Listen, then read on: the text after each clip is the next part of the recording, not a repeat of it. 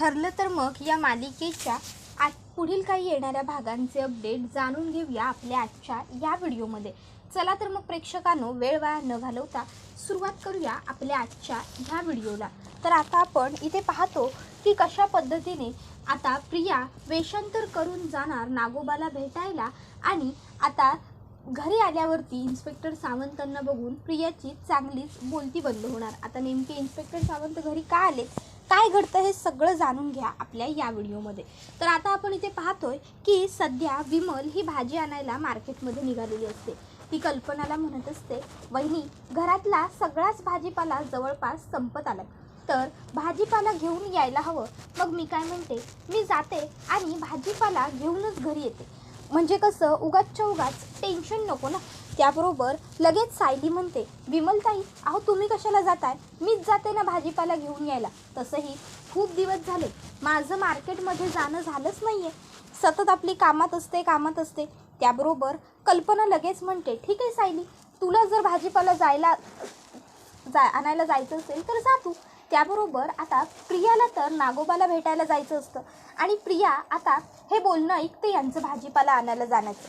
प्रिया विचार करते, येस हीच तर खरी उत्तम संधी आहे. जर मी आत्ता भाजी आणायला जाण्याच्या बहाण्याने घरातून बाहेर पडले तर मला नागोबाला अगदी सहज जाऊन भेटता येईल, आणि कोणाला माझ्यावरती शंकासुद्धा येणार नाही. येस, मग काय, प्रिया लगेचच वेळ वाया न घालवता तिकडनं कल्पनाजवळ येते आणि कल्पनाला म्हणते, आई मी काय म्हणते, भाजीच आणायला जायचं आहे ना, मग त्यासाठी सायलीने जाण्याची काय गरज आहे, मी आहे ना, मी जाऊन घेऊन येते भाजीपाला. त्यावर कल्पना म्हणते, काय? त्यावर प्रिया म्हणते, हो मी येते ना जाऊन भाजीपाला घेऊन. नाही म्हणजे बघा मगाशी जेव्हा रांगोळी काढायचं होतं बाहेरचं काम, तेव्हा तुम्ही काय म्हणालात की तन्वी आहे ना, तन्वी करेल.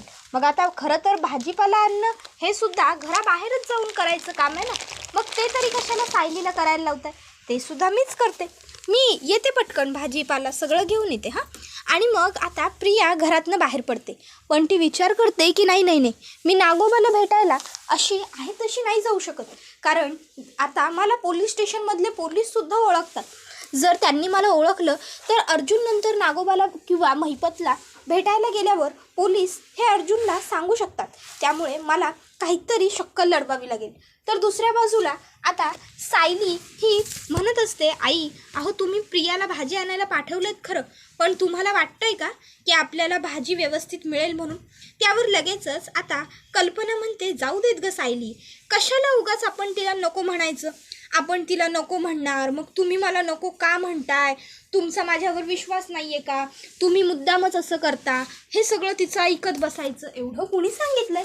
त्यापेक्षा ती म्हणाली आहे ना ती भाजी घेऊन येते तर जाऊ देत. तसंही आपल्याला माहिती आहे ती काही व्यवस्थित भाजी आणणार नाही आहे, पण काय फरक पडतो, एवढी स्वतःच्या मर्जीने पहिल्यांदाच तन्वी काहीतरी काम करायला तयार झाली आहे ना, म्हणून मी म्हटलं जाऊ दे, करू देत, तेवढंच जरा कळेल बाहेरचं ऊन कसं असतं ते. त्यावर सायली म्हणते, हो हे अगदी आई तुम्ही बरोबर बोललात हां, रांगोळी नाही जमली आहे मागाशी, कमीत कमी भाजी तरी घेऊन आली तरी उपकार काय.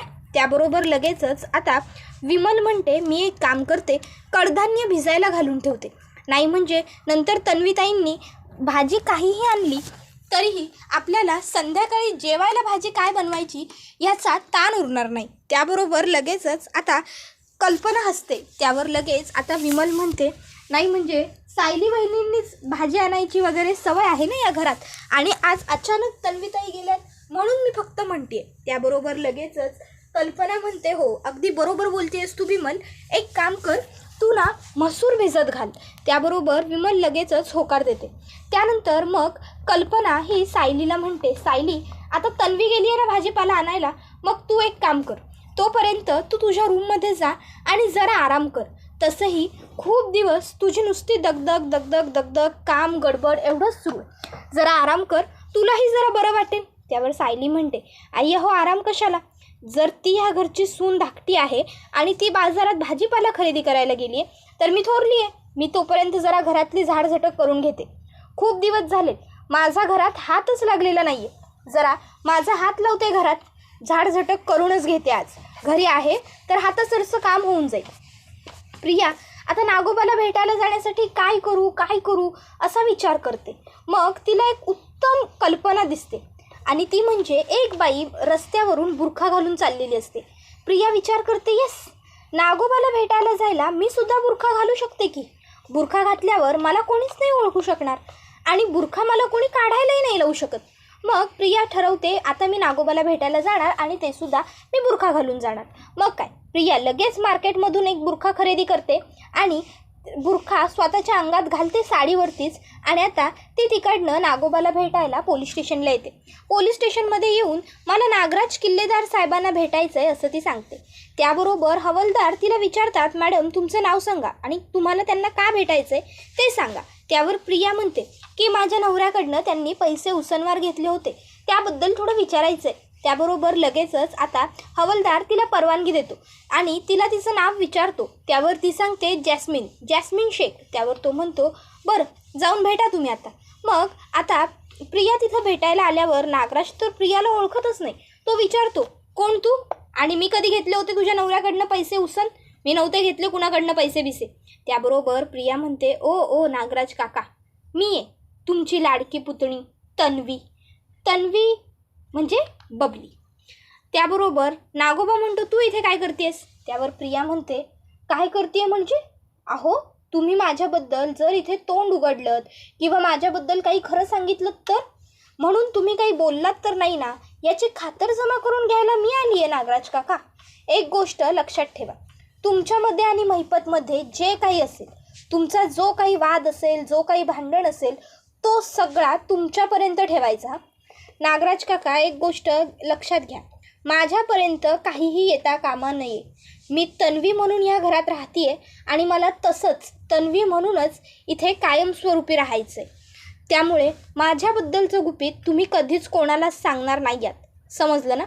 त्यावर नागोबा म्हणतो, अच्छा ही भीती वाटली आहे तर तुला, इतकी इन्सिक्युअर झालीस तू की तुला वाटलं मी पोलिसांना सगळं खरं सांगून टाकेन आणि मग पोलीस तुला पकडतील वगैरे, आणि म्हणून इनसिक्युरिटी पोटी तू इथे आली आहेस ना.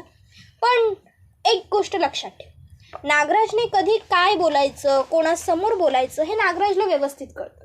आणि आता मी काय तुझ्याबद्दल पोलिसांना सांगायचं की नाही, हे सगळं आहे ना तुझ्या वागणुकीवर डिपेंड आहे. तू कशी वागतेस, तू काय करतेस यावर.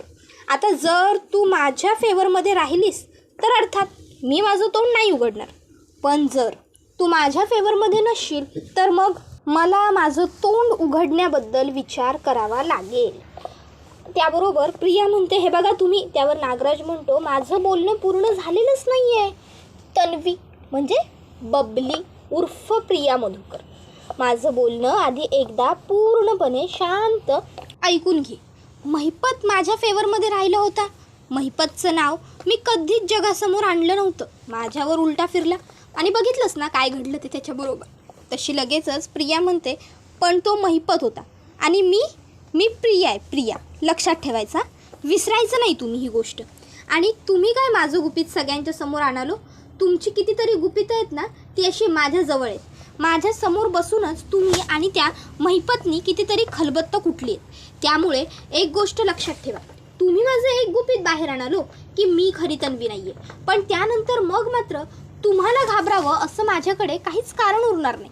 आणि मग त्यानंतर मी अर्जुन आणि सायलीसमोर तुमच्या सर्व पापांचा पाढा वाचेन, पाढा. आणि मग अर्जुन सायली तुमचं काय करतील, बापरे, मला तर विचारही करवत नाही. त्यामुळे माझ्याबद्दल पोलिसांना काहीही सांगायचं नाही. त्याबरोबर नागराज म्हणतो, मला नाही तू शिकवायचं मी काय करायचं आणि काय नाही ते. आजपर्यंत नागराज किल्लेदारने तेच केले जे नागराज किल्लेदारला हवंय आणि यापुढेही नागराज किल्लेदार तेच करणार जे नागराज किल्लेदारला हवंय. समजलं ना? आता बास, मला पुढे चर्चा नकोय. बबली, चर्चा संपली, आता गुपचूप इकडनं निघायचं. समजलं ना? उगाचच्या उगाच मी पोलिसांना बोलवायचं, मग पोलिसांना मी सांगायचं की तू तन्वी म्हणजे रविराज किल्लेदारची खोटी मुलगी आहेस, मग पोलीस तुझा बुरखा काढणार, मग त्या तुझ्या बापाला सॉरी तुझ्या खोट्या बापाला आणि सायलीच्या खऱ्या बापाला इथे बोलवणार आणि मग उगाचच्या उगाच तो तमाशा होणार. मग खरी तन्वी कोण आहे काय आहे सगळं विचारणार आणि मी सांगणार की खरी तन्वी तू नसून साय. त्याबरोबर लगेचच ती म्हणते, पुरे स्पष्ट शब्दात बोला ना की मी इथे थांबलेलं तुम्हाला नको आहे. नाही थांबणार मी इथे, निघून जाईन, ओके. पण लक्षात ठेवा, पोलिसांच्या समोर तुम्ही तोंड उघडायचं नाही. आणि जर तुम्ही तोंड उघडलं तर मग मात्र मी पुढे काय काय पोलिसांना सांगेन हे सुद्धा विसरायचं नाही. त्याबरोबर आता प्रिया ही तिकडनं निघते आणि थेट घरी येते. आता प्रियाच्या डोक्यात नागोबा बोललेले शब्दच फिरत असतात, त्यामुळे ती भाजीपाला घ्यायला निघाली आहे घरात नाही ती विसरते. आता घरी आल्यावर विमल तिला म्हणते, तन्वीताई द्या भाजीच्या पिशव्या. त्याबरोबर ती म्हणते, काय भाजी आणि मी. त्याबरोबर लगेचच आता तिला कल्पना म्हणते, भाजी आणि तू म्हणजे भाजी आणायलाच गेली होतीस ना तू? मग भाजीच्या पिशव्या कुठे आहेत? की बाजारात गेल्यावर तू भाजी आणायला गेली आहेस, याच गोष्टीचा तुला विसर पडला. तन्वी भाजीच्या पिशवी कुठे आहेत? त्याबरोबर मग मात्र आता प्रिया निरुत्तर असते. त्यावर लगेचच आता इकडे सासू म्हणजेच कल्पना तिला म्हणू लागते, कळलं का तुला? तुझ्यावरती आम्ही कोणीही विश्वास का ठेवत नाही ते आता तरी क्लिअर झालं असेल ना तुला. सायलीची वावा का करतो? कारण सायली तिच्या नवऱ्याला तर कामात मदत करतेच, त्यासाठी ती घराबाहेर जाते, पण त्या व्यतिरिक्त घरातही तिचं अगदी व्यवस्थित चोख लक्ष असतं. तन्वी तुझ्यासारखं नाही असं फक्त पार्ट्या पब फिरणं हिंडणं एवढंच करत नाही ती. नवऱ्याला कामात मदत करूनही घरातही तिचं तितकंच बारकाईने आणि व्यवस्थित लक्ष असतं. तुझ्यासारखं नाही, भाजी आणायला गेली आणि भाजी न आणताच विसरपणी घरी आली. नक्की भाजी आणायलाच गेली होतीस ना, की आणखीन काही करामती करायला गेली होतीस त्यामुळे भाजी घ्यायची विसरलीस? त्याबरोबर मग मात्र आता प्रिया घाबरते. आता काय बोलावं हे प्रियाला सुचत नसतं, तरीही प्रिया आता तोडून मोडून खोटं बोलण्याचा प्रयत्न करते. प्रिया म्हणते की आई हो अहो भाजी घ्यायलाच गेले होते भाजी घ्यायला, पण अहो याआधी मी कधी भाजी घ्यायला गेलेलीच नाही आहे ना, त्यामुळे भाजी काय घेऊ हे मला कळलं नाही. इतक्यात तिथे इन्स्पेक्टर सावंत येतात. प्रिया इन्स्पेक्टर सावंतांना बघून घाबरते आणि म्हणते, इन्स्पेक्टर साहेब तुम्ही इथे? तसा लगेचच अर्जुन म्हणतो, हो इन्स्पेक्टर सावंत आहेत ते, त्यांना बघून तुला काय एवढा मोठा धक्का बसला? माझं त्यांच्याकडे काम आहे म्हणून आलेत ते, पण तुझं काय? तू इन्स्पेक्टर सावंतांना बघून एवढं का घाबरली आहेस तन्वी? पोलिसांना बघून घाबरावं असं काही कृत्य केलं आहेस का तू म्हणून घाबरली आहेस का? त्यावर प्रिया म्हणते, अर्जुन अरे काय बोलतोयस तू? मी तुझी वहिनी आहे, विसरतोयस का तू? आणि मी का पोलिसांना घाबरावं लागेल, मला असं काहीतरी वागेन? मी असं काही केलेलं नाही आहे. असं अचानक सभ्य लोकांच्या घरी पोलीस आले तर प्रश्न तर पडणारच ना, पोलीस का आले म्हणून, बस बाकी काही नाही. त्यावर अर्जुन म्हणतो, नाही काय आहे ना, ह्या सभ्य लोकांच्या घरात एक सभ्य वकीलही राहतो आणि वकिलाचं काम पोलिसांशिवाय होऊच शकत नाही, कळलं ना? त्यावर लगेचच पुरे खूप बोललास एवढं बोलून प्रिया तिकडनं स्वतःच्या रूममध्ये निघून जाते. मग प्रिया आता रूममध्ये येते आणि जरा निटकेचा श्वास सोडते. ती म्हणत असते, नशीब मला तर वाटलं की मी पोलीस स्टेशनमधून बाहेर पडल्याच नागोबाने माझ्याविरुद्ध तोंड उघडलं आणि म्हणून पोलीस घरी आलेत. नाही मला आता सध्या खूप सावधानीने आणि सांभाळून राहावं लागणार आहे. काहीही झालं तरी कोणालाही माझ्यावरती कुठल्याही पद्धतीचा संशय येऊन मला चालणार नाही, कारण तो अर्जुन ती सायली हे लोक तर त्या महिपतच्या आणि नागोबाच्या तर पाठी पडलेलेच आहेत. पण जर चुकूनही त्यांना माझ्यावर थोडाफार जरी संशय आला ना, तरी ते मला सुद्धा सुखाने जगू नाही देणार. माझं सुद्धा जगणं मुश्किल करून टाकतील ती लोक. आणि त्यात आता अश्विनही माझ्याबरोबर नाही आहे. अश्विनने तर माझी साथच सोडली, पण काहीही करून लवकरात लवकर ते अश्विनला घोळात घ्यावंच लागेल, कारण जोपर्यंत अश्विन माझ्या घोळात येत नाही तोपर्यंत मला सगळं काही करणं अवघड जाणार आहे. त्या अश्विनला मनवण्यासाठी आता काय करू? सगळं करायचं झालं, आता फक्त त्याच्यासमोर माकड उड्या टाकायच्या बाकी आहेत. नाहीतर काय इतका काय हा भाव खातो? पूर्वी तर त्याला पटवायचे, पण आता मला काय करावं लागतं? तर दुसऱ्या बाजूला आता साक्षीने सचिनवरती सुरी उगारलेली असते आणि ती सचिनला म्हणत असते, सचिन हे बघ मला तुझा मोबाईल दे, मला चेक करायचं आहे. सचिन तुला वेड लागलं आहे का असं म्हणतो. त्यावर साक्षी सांगते, हो लागलं आहे मला वेड सचिन, आणि एक गोष्ट लक्षात ठेव, मी कोणाचाही खून करू शकते, मी काहीही करू शकते. त्यावेळी सचिन हसतो. साक्षी म्हणते, हसायला काय झालं आहे? तुला काय मस्करी वाटते का? मी कोण आहे तुला माहीत नाही आहे सचिन म्हणतो, साक्षी शिखरे. आता हे ऐकून साक्षीला खूप मोठा धक्काच बसतो, कारण साक्षीने तर सचिनला आजपर्यंत तिची ओळख समिधा शेखर अशी सांगितलेली. मग आता सचिन म्हणतो, काय झालं? धक्का बसला का स्वतःचं खरं नाव माझ्या तोंडून ऐकायला? साक्षी शिखरे. तुला काय वाटलं मला माहिती नाही आहे? तू खरी कोण आहेस ती? साक्षी. साक्षी अगं नको गं करू ही सगळी नाटकं माझ्यासमोर. टाकून दे तू चाकू खाली. तुला काय वाटलं मला माहीत नाही आहे? अगं एवढ्या मोठ्या सचिनला तू फसवशील? तुझं काम नाही आहे गं साक्षी हे. तू खुनी आहेस, बरोबर ना? तू कुणाला मारलं आहेस, तू काय केलं आहेस, तुझा सगळा भूतकाळ मला माहिती आहे.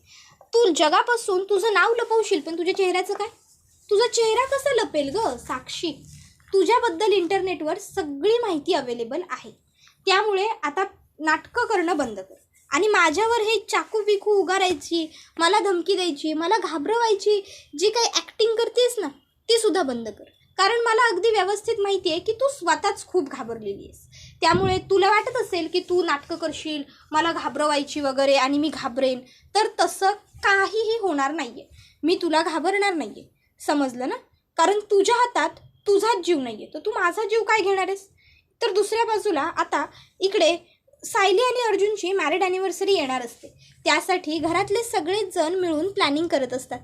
अस्मिता म्हणत असते आपण एक काम करू, आपण ना मस्त फुग्यांचं डेकोरेशन करू आणि मस्त पिंक आणि व्हाईट, नाहीतर नको नको नको पिंक आणि व्हाईट तर खूपच नॉर्मल झालं आहे, आपण गोल्डन अँड ब्लॅक कलरचं कॉम्बिनेशन करू. त्यावर लगेचच आता प्रतिमा आत्या म्हणते नाही अस्मिता तू म्हणती आहेस तर ठीक आहे, करायला काही हरकत नाही, पण मला काय वाटतं माहिती आहे का, आपण ते फुग्या बिग्यांचं डेकोरेशन करण्यापेक्षा की नाही छान असं मस्त फुलांचं डेकोरेशन करूया. फुलांचं डेकोरेशन कसं छान वाटतं आणि महत्त्वाचं म्हणजे मस्तही दिसेल. त्याबरोबर लगेचच आता प्रतिमा हिने हे सुचवल्यावर कल्पना म्हणते वा प्रतिमा तू अगदी उत्तम आयडिया सुचवलीस. खरं सांगू का तुला, सायलीला फुलं खूप आवडतात. त्याबरोबर आता प्रतिमा आत्या म्हणते लहान असताना तन्वीला सुद्धा अशीच फुलं खूप आवडायची आणि मला सुद्धा फुलं खूप आवडायची. तुला आठवतंय कल्पना, तिच्या प्रत्येक वाढदिवसाला आम्ही घरी फुलांचंच डेकोरेशन करायचो ना, कारण तिला फुलं तेवढी आवडायची. त्याबरोबर आता अश्विन म्हणतो ठीक आहे ठरलं तर मग आपण सायली वहिनीच्या आणि अर्जुनच्या दादाच्या वाढदिवसाला सुद्धा. त्यावर लगेचच अस्मिता म्हणते वाढदिवस. त्याबरोबर अश्विन म्हणतो अरे तीच रे मॅरिड ॲनिव्हर्सरी, लग्नाचा वाढदिवस, त्यालासुद्धा आपण छान फुलांचं डेकोरेशन करूया. ओके. त्यावर सगळेजण म्हणतात हो ठरलं. तर आता अश्विन मनात म्हणत असतो की खरंच सायलीचा आणि अर्जुनदादाचा वाढदिवस सगळ्यांना लक्षात आहे, पण तन्वीबद्दल आणि माझ्याबद्दल कोणाच्या लक्षातही काही नाही आहे. पण खरंच सायलीचा लग्नाचा वाढदिवस लक्षात राहण्यासारखं सायली सगळ्यांबरोबर चांगलं वागते, प्रेमाने वागते, सगळ्यांना काय हवं नको सगळं बघते. आणि दुसऱ्या बाजूला तन्वी जी घरातल्याच माणसांना उपाशी ठेवण्यासाठी वेगवेगळे प्लॅन्स करते. खरंच या दोघीजणी एकत्र लहानाच्या मोठ्या झाल्यात असं कधी कधी तर बघून वाटतच नाही. किती वेगळ्या आहेत या दोघी. आता अश्विनच्या मनात हा विचार येतो आणि हा व्हिडिओ इथेच संपतो.